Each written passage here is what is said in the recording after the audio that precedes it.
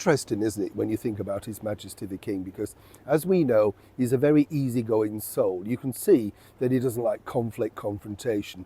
I think, everybody cites this thing of when he was throwing the pen around. I get that, don't you? I'd be furious. So to cite that one individual situation, or indeed when something goes wrong on a royal tour, you can understand why he feels like that.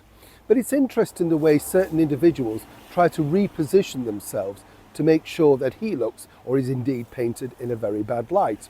I've told you many times before, I thought he was so honourable in literally walking down Meghan Markle halfway down the aisle at her insistence at her royal wedding at St George's Chapel 6 years ago. A lot of people felt it was very kind of him simply to do that, but more importantly the fact that he allowed her to go the other halfway on his own. He literally was willing to bend over backwards to make sure that she felt welcome, loved, and of course got her own way. He could sense what was coming in a little bit of a way. Equally, he was nice of course to her mother, Doria Ragland. Now it gets interesting really here because, as you know, during that now infamous chat with Oprah Winfrey, it was alleged that after that bombshell interview, this happened from His Majesty the King. As ever, let me explain. Lovely to see you today as ever. Yes, still in a wet and windy, terrible London at the moment. I do feel sorry actually for people who've come here, say, for their break, their look around. Maybe it's their very first time and they're thinking, wow, nothing looks great in the rain, does it? Doesn't matter whether you're climbing the steps of the Elizabeth Tower, aka Big Ben, going to Windsor Castle. That's a bit of a climb, by the way. If you haven't done that, oh yes, I'm just warning you. I know. And there's a bus, but it's actually faster to walk than the bus. You know what I'm saying? The hill up to Windsor is something to behold. It's all right coming, well, yes, it's all right coming down, isn't it? That's the thing. You've got to get out the train station and get up there. Never anything good in tourism in bad weather, is there? No. Back as ever to your royal story of the day. Now, this story, as I said, has gone circulating around for the last few years, and it all centres upon the fact that Meghan alleged, of course, the racist comments regarding her son, how dark, how colourful. We all know that tediously dull, boring, untrue story. Everybody's come out and basically said, well, that's the sort of questions people ask. And they do. I don't care what genetics your baby is. People say, oh, I wonder who he'll look like. What colour hair will he get? Everybody knew that, but she itemised that and made it a lot bigger than it actually was.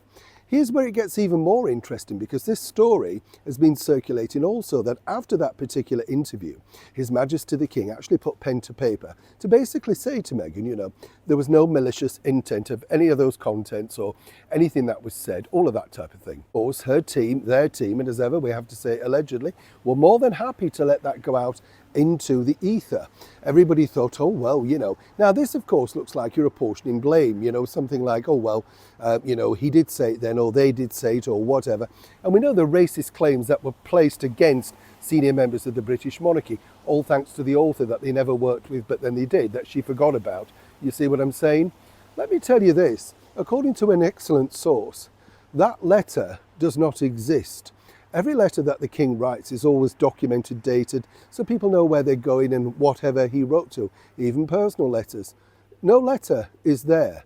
And what's interesting is that obviously they would know that, but they go on screen or they go around letting this be the norm, the case, the story. Why would you want to do that when you know it's so obvious that it's not true? Interesting as ever to note. But just to clarify, according to this very well-placed palace source, the King never wrote about that level. What he basically wrote in the letter was that you're more than welcome here, you're still well-loved members of the family, and please, do keep in touch, something along those lines. There was no apology for that, because as a source pointed out to me, there was nothing to apologise for. What had he actually done? And when you look at it like that, he's right. Neil Sean in the very heart of London.